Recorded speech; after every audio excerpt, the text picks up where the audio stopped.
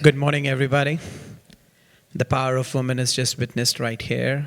We were 6, we have reduced to 5. But here we are. Thank you for having us. A very interesting topic. I think so. There's a lot said about risk in various books and everything. But the last 2 years have shown us what resilience is all about, right? The last man standing, the show must go on, and how do you get you can never prepare for what happened, but what if it happens again, right? And where are we and where can we go for that? Myself, Nitin Ajmera, I'm Chief Financial Officer for Townsford's new TSI Holdings, Inc. We are the company who went into bankruptcy because of the pandemic, came out of the pandemic, and hence we are new TSI, and I'm their CFO, and a lot had to do with the resilience of the company for its survival. So I'm here to moderate this session, and I'm here with great people from industry. Stephen Keys is joining us. He's from Expedient Tax. I have Ricardo. No, we don't have Ricardo, right? Sorry, we have Roland, who is the SVP and Chief Financial Officer of Wall Kills. Roland or Ricardo, it doesn't matter. I'm kidding. Okay. So, Ricardo's not here. He's left the building. Absolutely. It's like Elvis. Yes, He's gone. we'll take Roland then, right. And I have Arthur here with us, who is the Director of Business Development at Side Pocket Corp. And we have Josh Kincaid, Portfolio Risk Analyst from fintech company C3 Fund. We'll start the panel discussion with a quick introduction and what we each one of us think about risk and resilience and how it is shaping our worlds today. So any one of you can start with that. I'll jump in. Basically, we had the pandemic hit. Life before that, at least from my perspective, was pretty relaxed and straightforward. I didn't have too many surprises. Pandemic hit, all of a sudden, I can't get toilet paper, I can't get food, and my job, all of a sudden, I lost a couple clients, and then, since then, figuring out how to bounce back from that. And then all of a sudden, I thought I got it, and then Ukraine and Russia happened, and that made some waves. So I've learned that we can't really coast anymore. We got to be proactive in all areas of managing our business, our personal finance, and got to really stay on the ball as best as we can, and control as much as we can. That's awesome, Arthur. Just to first off, my name is Stephen T. Keys. I am the founder and chairman of Expedient Tax Service. When I started Expedient Tax Service, our goal was to help entrepreneurs excel in business as far as helping them with their payroll tax, sales tax, anything that had to do with tax. As far as pre-pandemic, we were caught up in the way of doing business brick and mortar. Okay, so everybody just used to coming into the office, and like Arthur was saying, as soon as the pandemic hit, it was like a whole different wave. Like, oh my gosh, what happens when you can't go to the office? What happens when you can't connect with people face to face? So you're dealing with so many challenges because we were so used to doing things in a way that we were taught, pre-pandemic. So when this new wave hit, wow, you can't even get toilet paper from the store. So it's like, how do we now connect with this new? How do we change with change? When we're so used to interacting with people and so used to being face to face, and then all of a sudden, we're not able to do those things anymore. So what happened with us was we had to actually we had to think of a way to utilize technology that people were able to still get the same service as if they were face to face with us. Okay, we had to transition, of course, to Zoom, virtual, and we had to come up with technology such as apps or some type of way that we were able to still service those clients as if they were face-to-face with us. So overcoming those challenges, we did lose, we lost people that weren't able to be advanced in technology, you know, because they were so used to the old way of doing everything. So we had to think of a way like, oh my gosh, how can they send over documents? How can it be as secure as that file cabinet being locked, you know, with the key? How can we, you know, have people email us, or, you know, if they're using an app, you know, what is this way?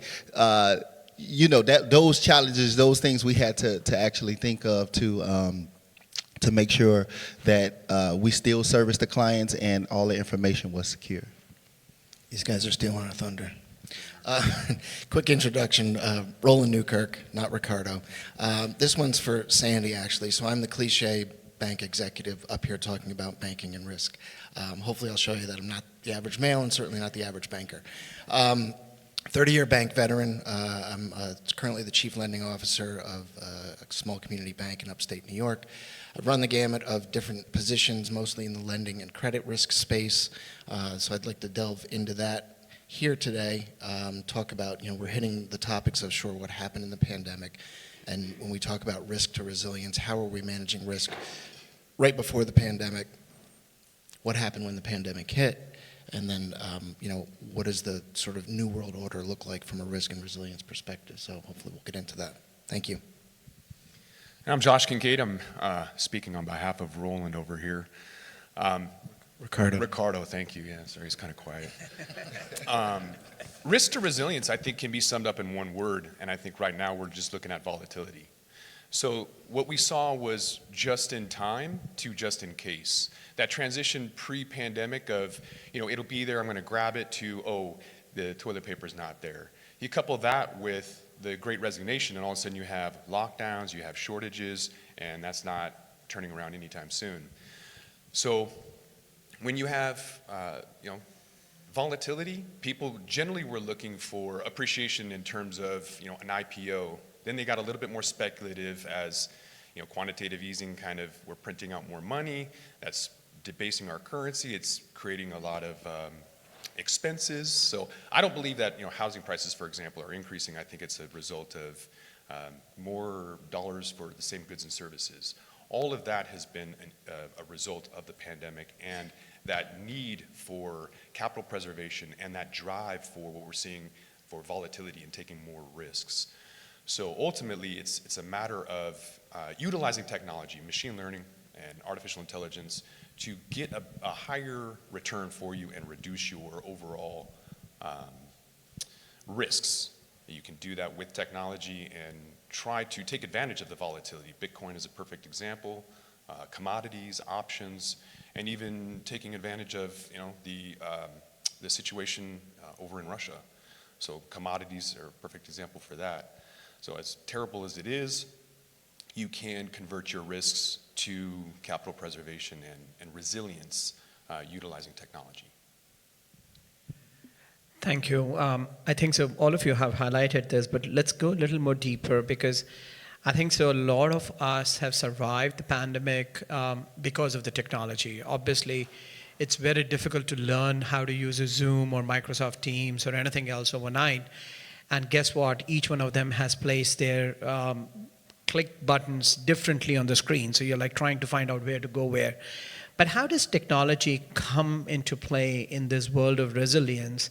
It has always tried to manage the risk for us from a financial risk perspective, but where is it showing up for resilience and how far will it go? I'll jump in. It's like it's using technology to get a competitive edge, right? Getting an edge on all this shifts in our landscapes. So, like for example, the CEO of Side Pocket, Daniel Chowski, I know him for a long time, and once the pandemic hit, he came from managing an $8 billion hedge fund. He was running trading strategies himself. So pandemic hit, he's trading on his own. He's sending signals to his friends and family, you know, of moves you can make to make money, and people are making money following his trades. And at the same time, that's an example of like, all right, he has the knowledge, the IP, the way to make good decisions, and he was passing it on to his friends and family network. What we did was we automated that whole process, where now people can use our app to just have their money actively managed, following strategies that are proven, And it's just, what we did was we took what was working in that scenario, that was very real world, and automated that process. And now we created technology that we can leverage to actively trade. Because, I mean, unless you're glued to your monitor 24/7 and you're really in the world, you don't know how to recognize trends, and most investors don't do that. My mom, she lost 30% of her portfolio for her 401k when the pandemic hit, and she didn't find that out until after she got off work. She had no chance to make any adjustments last second. So now with having technology available to support us, we can just go on with our day-to-day work, hang out with our kids, hang out with our family, and we know that our money is being managed appropriately to minimize exposure to crashes, and also proactively to maximize exposure to gains. Great point. I think, from a technology standpoint, from the banking sector, of course it's important. And especially if you look at sort of community banking, we're always sort of lagging behind. We don't have the same budgets of, Citi, Chase, Wells Fargo, what have you. But technology has always played a role, I think since the Y2K sort of, thing that never happened. But we had to get up to speed, and we had to be there. And luckily, we did have those technological resources in place, and they might not have been the best, but when you think about what happened you talk about risk and resilience and how resilient the banking sector was, we got notified, at least in New York, we're notified on March, I think it was March 15th, hey, March 17th, everything is shutting down. And it was sort of that, I won't say it, but aha moment of, what are we going to do? We're all just kind of looking around at each other like, all right, what do we do now? And by that Monday morning, we were ready. Okay, the branches had to be closed. No one could be in. We had to deal with the mask and remote work. And do we have enough VPNs? Do we have enough laptops for the employees that don't have laptops? And it was a mad scramble, but we did it. And, technology was the reason. As a sector, are banks generally behind? Smaller banks, absolutely, from a technological standpoint. But having that strong foundation is what's making us, resilient today through the pandemic and now post-pandemic. It's become even more important. Yeah, to that point, I think statistically you can see the increasing amount of companies, both traditional financial institutions and otherwise, utilizing technology right now. Those that are using ML and AI, not to be confused with an algorithm. I'm talking about learning. If you're just starting out now, you're an infant. For a company like Toro Alerts that started in 2016, we're the equivalent of a teenager and growing. So it's that learning experience, I think, that's going to differentiate from everybody else. Those that aren't using it right now are going to be left in the dust. The hockey stick projection of those that are going to be incorporating technologies to get through the volatility. As this 10-year bull market comes to an end, there's an entire generation of traders who have never seen volatility. They don't know what a correction, depression, or recession looks like, and they don't know how to react or respond. When you have an emotional response, it's a terrible reaction and a terrible response in most cases. So removing that emotion and utilizing Wall Street technology for Main Street, I think is going to be easily seen in just a couple of years down the road as all of these institutional investors utilize AI and ML into their portfolios. They're still going to have human traders using that, so it's like a technical tool in their toolbox. They still may have a human execute, but they all eventually will be utilizing this technology because there's a lot more risk. It's not this go-go market. There's going to be an incredible amount of volatility, and in order to have capital preservation, you need that technology in order to survive. Absolutely. I think technology now is the key. Because what we wasn't utilizing it before was we were thinking about the risk factors of what can go wrong. But because of what happened, it's more about what can go right about it. And when it came to transitioning over, I feel like the millennials were already prepared for it because they had been using technology the whole time. And when we had clients, from experience, that wasn't used to it, the first thing we would say, hey, do you have a niece, nephew, a grandson, or, somebody of that millennial stature that actually knows how to do it, that can help and assist you with it. And I think it's just going to get better. It's just going to get greater. And technology actually, because of this pandemic, it has brought brought people closer together, utilizing Zooms. If you had parties, if you had business meetings, if you couldn't attend, it took the pressure off of having to get on the flight, having to, see family face to face. But the Zoom and the technology has made it made it more effective for people to connect that wasn't able to connect in ways of not utilizing technology. Great, great. For us, technology became both a competitor and a provider, because in health and fitness, when all the clubs closed down and you could not go to a gym to do your exercising, obviously you see the rise of the Mirror and the Peloton, where everyone jumped onto that. So they became our competitors. At the same time, we immediately had to switch over, and literally we started with FaceTime as a starting point of doing personal training sessions. I think so we are one of the last industries where we still have a human-to-human interaction other than education, and we had to pull it out using technology right away. So, but as we study resilience and as we study risk, right, one of the things that will be debated in future, and it is being debated very heavily in political circles today, and we see that in our society, but does the government facilitate resilience during such times, or is government blocking resilience during these times, right? Because I know it may get a little political, but let's not go there. But just identify more from a role of a government in allowing resilience, because they always think that they are trying to be supporting the businesses to be resilient, but I felt many times they were blocking us from being resilient. So what do you think? I'll put a counterpoint to that, and politics aside, the government never does things great or super efficiently or anything else, but I think the reason we are where we are today, just in terms of wealth that's been created, the market where it is, the real estate market where it is 100% due to the manner and speed and amount that was put out in the PPP and the IDL system. That was the soft landing. When you talk about risk and resilience, and what were we as a banking industry worried about from a risk perspective when we got the call that, hey, you're shutting down? What are we going to do? How are we going to get through this? How are our borrowers going to get through this? We're going to have massive defaults. We're going to have massive failures. Or we got to put more money into the loan allowance. And then PPP was dispersed. And you could argue that PPP and the EIDL loans, granted, there's some inefficiencies, right? And there was some fraud out there that went out there. But generally speaking, it's probably going to turn out historically to be the largest generational transfer of wealth and wealth creation, next to the baby boom. So I think it worked, and it's probably the reason we're at the soft landing we are today.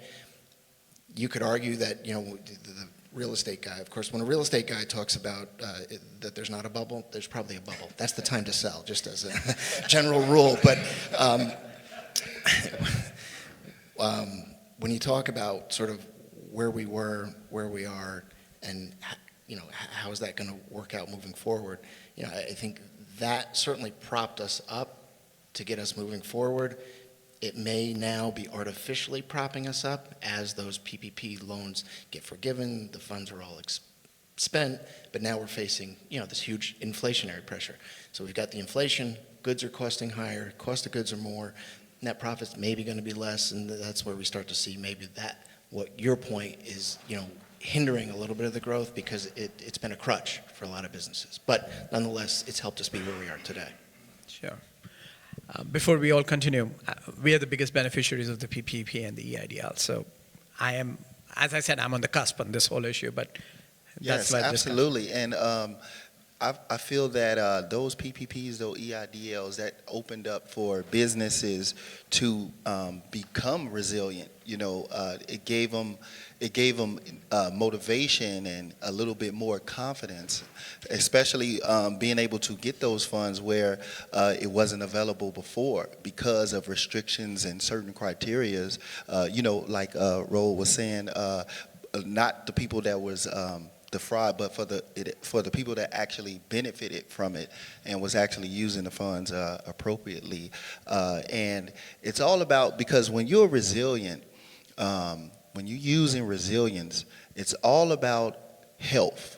It's all about wealth. It's all about not focusing on the area of where you got to go back to the drawing board to where you failed and learn from those mistakes.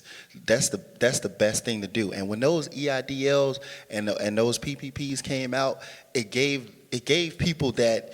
It gave them that resilience to say, you know what, hey, now I can use this. I can go back to the drawing board. I can see where we erred at. I can invest in more technology, into something that we didn't have before. Because especially with banking, it became really bad to where no one even wanted to go into the office anymore, especially for the banks. And there was a shortage of Some still bankers. don't want to come back to the office. Right, so that never did. So we got so laxy-daisy, being at home. Who would have wanted to come back to the office, So those were realistic things, because now we learned, like, hey, some of these things that we were doing before, we can do it at home, and build a better way to do it, a better system to do it. So that's resilience, like getting your mind together, going back to the drawing board, creating a new plan. If it didn't work before, hey, what can we do to utilize these funds now to actually make it work? Okay. Thank you. The short answer is no. I don't think the government is trying to help with resilience. I think it's more a matter of the velocity of money. So the petrodollar is been defunct. So Saudi Arabia is not selling oil specifically in U.S. dollars. And if the velocity of money doesn't increase, then that means the international community is not using dollars. When those dollars come back to us, that comes back in the form of inflation. I don't know if you guys have noticed inflation, but it's here. So perfect timing is going to be 2024 when SOFR, or the LIBOR, the London Interbank Offer Rate, switches to SOFR, the standard overnight funding rate from London to New York. That'll be a perfect time for central bank digital coins, CBDCs, to be implemented. That's not a result of ingenuity. That's not innovation. That's them looking at wanting to have complete control, to be completely candid with you. This is a matter of having negative interest rates. You can't have a bank run. This is about control and monetization. It's not about ingenuity or resilience. So that's kind of my timeline. That's my crystal ball. That's what I'm looking at. And it's not a matter of trying to help the small guy. It's a matter of competition. So the regulation of cryptocurrency is a result of the inevitable CBDCs that we're going to see in about 2 years. Thank you. Well, it's kind of sounding like they did what they need to do, and then we take whatever they did, and it's on us to figure out how to take those opportunities, those loans, PPPs, to invest, adjust, and pivot. And from a business development standpoint, I just got way more efficient during my day because it was way more appropriate to not meet face to face. So all of a sudden I could take twice as many meetings and made the most of it. It was good. Great. Early in January of 2020, I was in a discussion with one of our vendors, and they hypothetically told me, what if a black swan event happens, and how would you as a company survive? And I was like, why would a black swan event even ever happen? And what are you talking about? And why do you think we are so risky company? And it became a very, them versus me kind of a discussion. 2.5 months later, we were in a black swan event, right? Because we had never witnessed this. And obviously, this generation and quite a few of us will learn from what and how we became resilient and how we managed our risks. But we are also the generation and the people who forget very fast. So what would you want us to carry forward into future if the future has arrived and things are going to get normal and going back to normal? What should we keep with us as closing remarks through this panel discussion? What do you think? I think, some of when we talk about that risk, resilience, what did it look like pre-pandemic? What does it look like post-pandemic? And how do we carry that forward? I think a lot of it really has to do with lessons learned. And, they talk about in banking, so banking risk in general. We're always sort of at least on the credit risk side, I'm the wet blanket. My boss says I suck the air out of the room when I walk in because it just, every answer is no before it's yes and all that. But I learned that as a kid. So anyway, but the point being, did we learn things and do we learn things? And I think prior to the 2008 recession, you could say, every economic cycle, history repeats itself. You learn lessons and then you unlearn them, and then you make the same mistakes again. 2008 was evidence of that. I mean, quick story on that. I was out here. I lived here for 7 years. So I was out here during that recession. So I think that recession where banks, that was, the proverbial black swan, right? That we talked about and planned for, but no one ever thought it was going to happen. Just like, oh, we'll never see a 400 basis point rate shock. Well, guess what? You're going to see 400 basis points this year. In all likelihood, you've already seen 200. So what did we learn? Well, we didn't know what we were doing. We messed up as an industry, right? But we learned those lessons, and that sort of allowed, in addition to the government support, that allowed for that soft landing, because credit risk, underwriting risk, the no-doc loans, all of your borrowers, all your businesses were better set up because banks got a little bit more conservative and learned that lesson. So fast forward to getting to the heart of the matter, where are we today and what are the lessons learned? I think you can carry those forward, that we have learned an awful lot in terms of technology, remote work. Can it work? Yes, it can. How does that change how I move forward? How does it change how I interview and who I hire for certain positions? Do I have to have a loan processor or underwriter working under my roof, or could they be out in Ohio somewhere, or California for that matter? As long as they've got the experience, why not?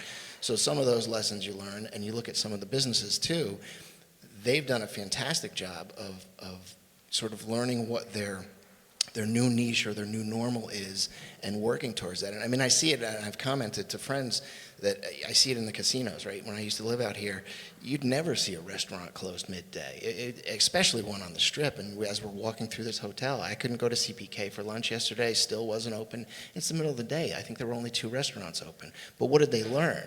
They learned that those restaurants don't need to be open. We can just funnel them somewhere else, and we'll still make the same profit margin and don't have to have all that extra staff on hand. Relate that to upstate New York, small town where I live. I had a restaurateur coming to me for a business loan, always the higher risk ones. But he was one of those typical restaurants, open 6 days a week, closed one day. Post-pandemic, he's open 3 days. His sales are down, but his margins are better. And he figured it out. So I think those are some of the, when you talk about that, there's so many lessons that we have learned, but from a resilience standpoint, I think the new normal is people are just figuring out what works for them and executing on it versus what should work for the public at large. If it works for you and you do well at it, go with it. Great.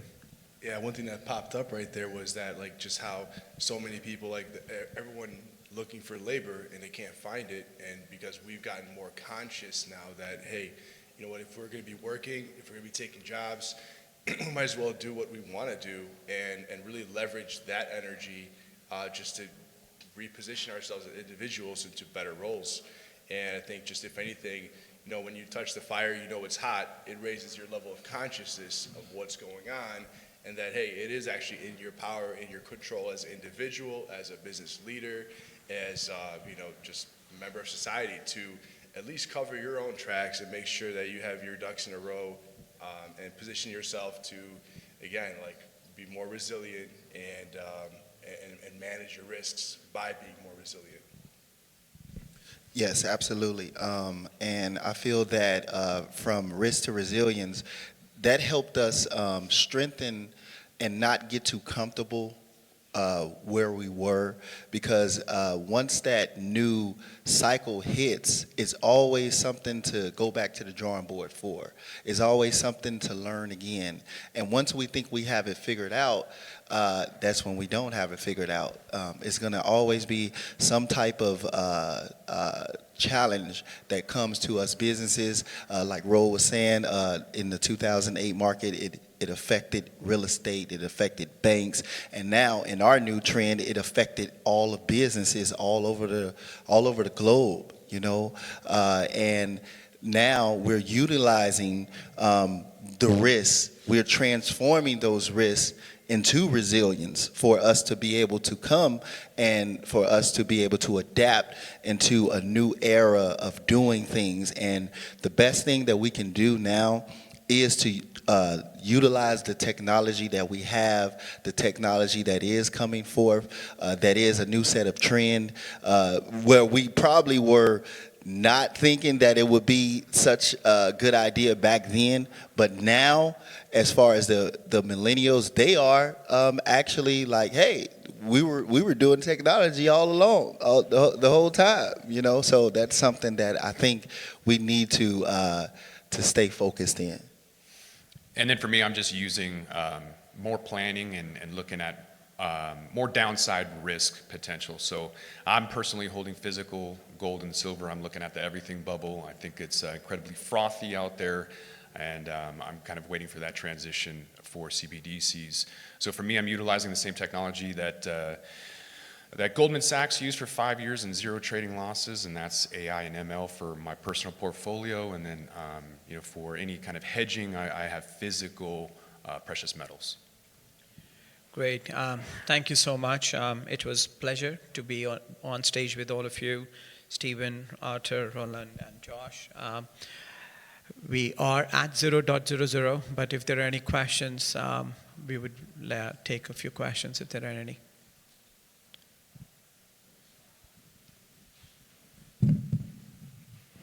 Yes, sir.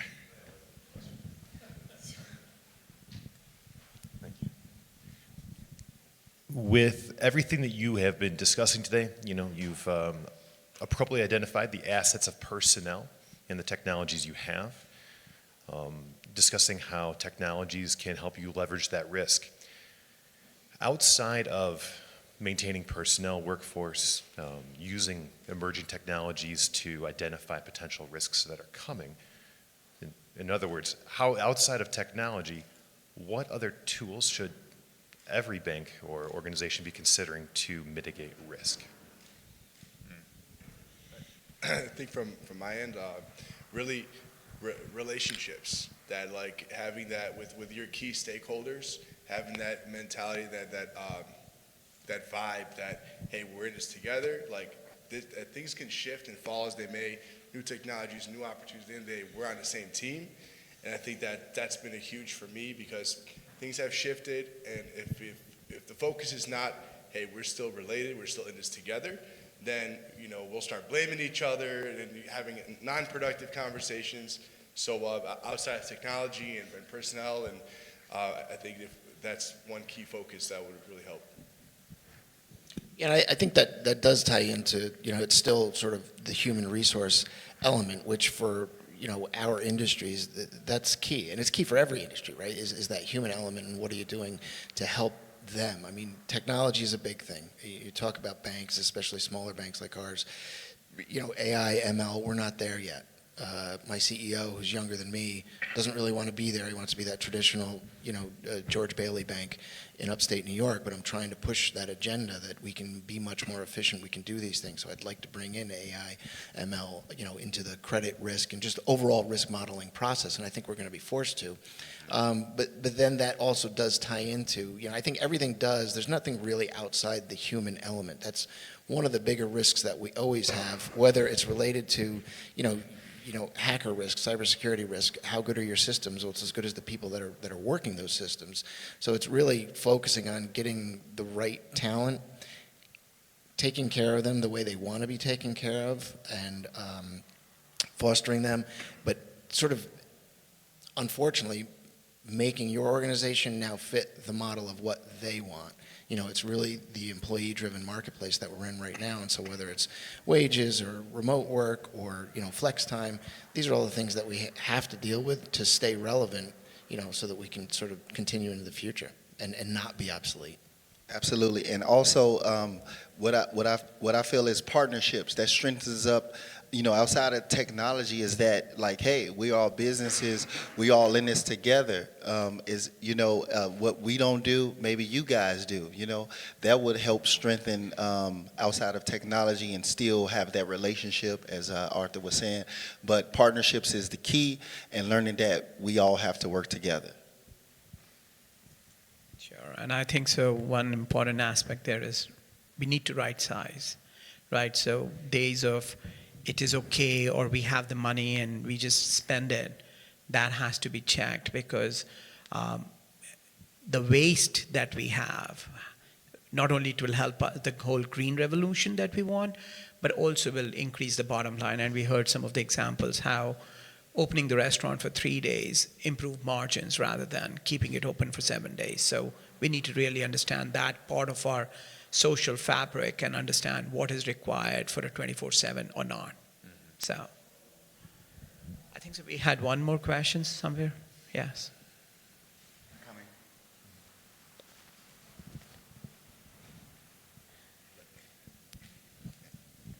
Hi, could you please expound on the phase change that you see coming in 2024? I'm sorry, I didn't hear the question. The what coming? The changes coming in 2024.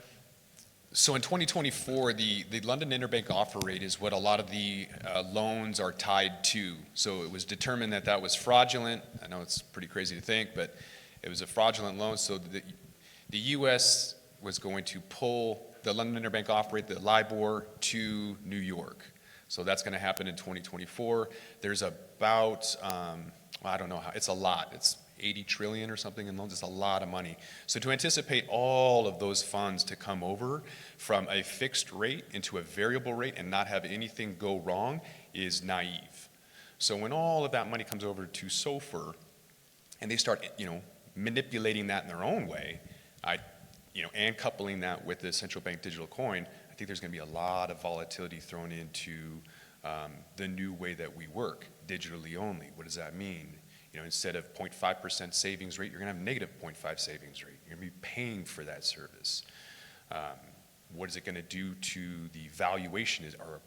I don't have an answer for you. I just know that you should plan for volatility, and shortages are going to continue with the Great Resignation and lockdowns. And so for the next 18 months, I think there's going to be a lot of distractions. And I'm not saying war is a distraction, but there's a lot of, for example, why aren't we talking about Georgia when Russia invaded Georgia in 2014? Why aren't we all wearing pins that say, go Georgia, people of Georgia? It's all about the Ukrainians. Why? If you don't know why, think about it. I'm not going to tell you, but it's a distraction.